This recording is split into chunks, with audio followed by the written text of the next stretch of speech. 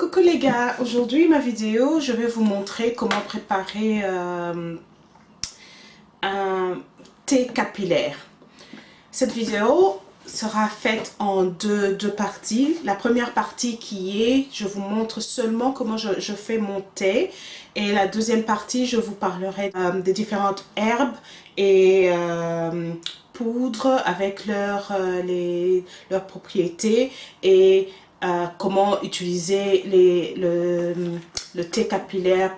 Il y a plein de moyens, plein de méthodes comment utiliser le thé capillaire.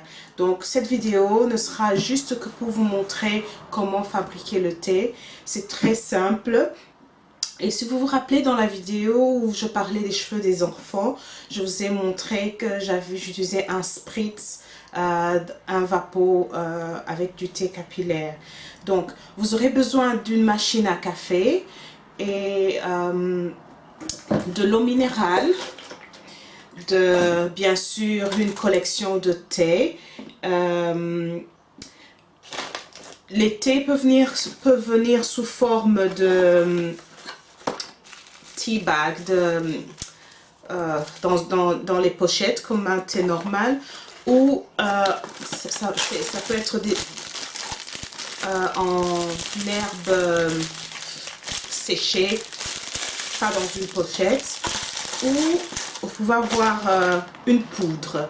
Donc là, je vais vous montrer si vous avez du thé loose, des herbes, des feuilles séchées ou des poudres, qu'est-ce que vous pouvez faire. Donc voilà, oui, vous aurez besoin bien sûr des cuillères pour mesurer, un récipient pour mettre de l'eau dans la cafetière. De nos jours, en tout cas, les cafetières coûtent pas cher du tout, surtout si vous n'êtes pas une personne qui prenait du café généralement. Moi j'ai acheté cette cafetière juste pour faire mes thés capillaires. Je ne suis pas quelqu'un qui boit du café, donc ça reste dans ma cuisine pour faire mon thé. J'ai une très grande sélection de thé, la plupart que je trouve en supermarché ici en Angleterre et d'autres que j'achète dans des magasins spécialisés. Mais en tout cas, la plupart c'est dans les supermarchés.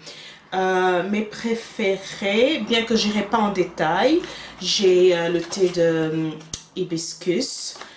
Vous pouvez aussi utiliser les fleurs séchées. J'ai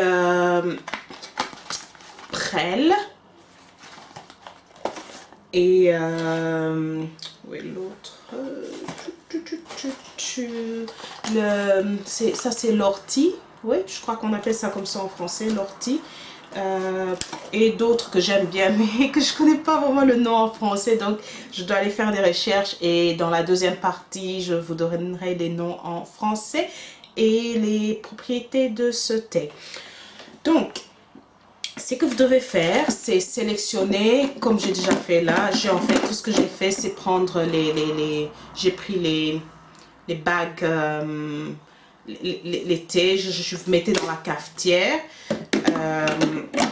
Et ensuite, pour les poudres, vous aurez besoin d'un bas pour femmes que vous découpez.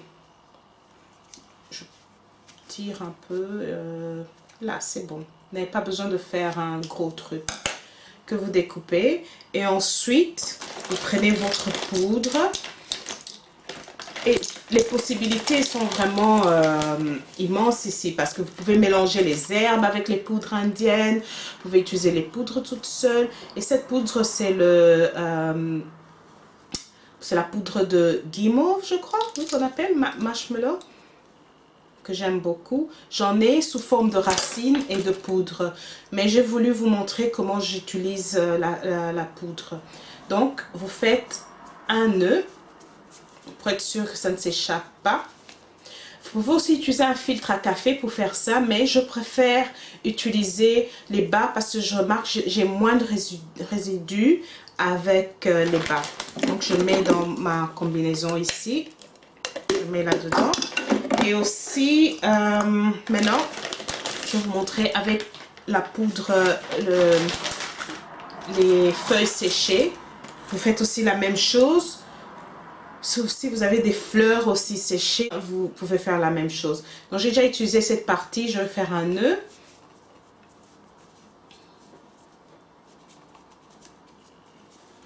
Je vais faire un nœud et je vais découper.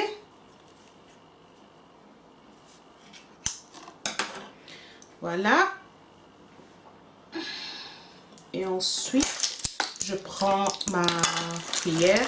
Ça, c'est à peu près un tablespoon, cuillère de table. Excusez-moi. C'est pas la cuillère à café, l'autre. Oui, cuillère à soupe, je crois, oui. Oui, c'est ça, à soupe. Donc, prenez, vous voyez là, ce sont des herbes fraîches. Et vous mettez dans la petite pochette que vous avez créée. Faut être sûr que c'est des bas propres, hein, pas des bas qu'on a déjà mis juste par hygiène, quoi. Et voilà, je fais un nœud. Je mets dans ma machine, dans ma cafetière, et je mets le tout dedans. Je vais déjà switch on la machine. Voilà, c'est on. Et je vais rajouter de l'eau. Et j'utilise à peu près 1 litre d'eau. Parce qu'il y a beaucoup, j'ai mis beaucoup d'herbes là. 1 litre d'eau à peu près.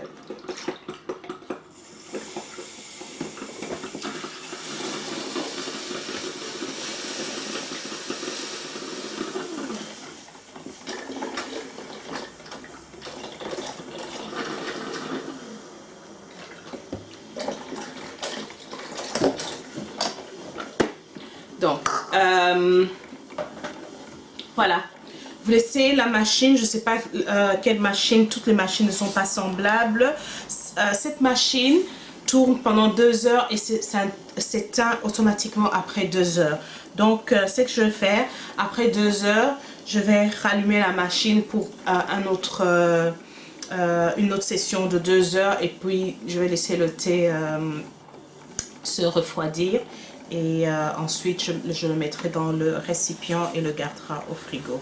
Donc, je vais laisser la machine. Et vous voyez, c'est vraiment très simple à fabriquer. Et cette technique, c'est pas moi qui l'ai inventée. J'ai vu une autre fille sur YouTube qui utilisait la même technique, mais avec les poudres indiennes. Je vais poster son link quelque part, le lien de sa vidéo quelque part sur mon écran ou bien dans la boîte à description. C'est vraiment très simple et les propriétés que vous pouvez, les bénéfices que vous pouvez en tirer sont vraiment super. Moi j'utilise ça et depuis que je fais ça, je ne regarde pas en arrière, quoi. Donc la deuxième partie de la vidéo, je vais vous expliquer comment les différentes manières d'utiliser le thé et les différentes propriétés de chaque de mes thés favoris, si je peux dire. Et voilà. Donc merci d'avoir regardé cette vidéo et à bientôt. Bye. Coucou, encore moi. Voilà, ça fait déjà ça fait 4 heures que j'ai laissé la machine. Voilà, c'est que j'ai. J'espère que vous allez voir, vous allez faire bien voir. Et c'est que je vais faire. Je vais juste verser le tout dans un big jug. Oups, je fais. Voilà.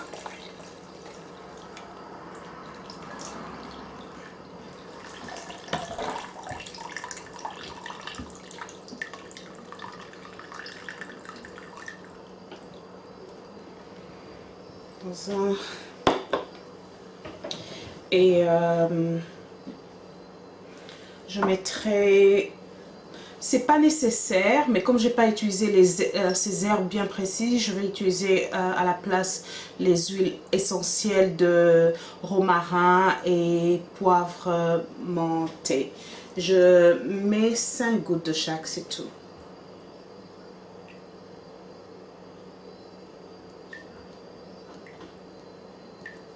Voilà.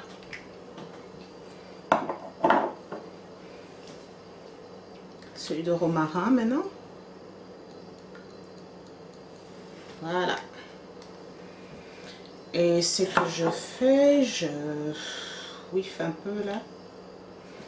Et je le verse dans le conteneur qui va rester. Et en fait, je le mets au frigo une fois qu'il est plus refroidi. Je le mets au frigo.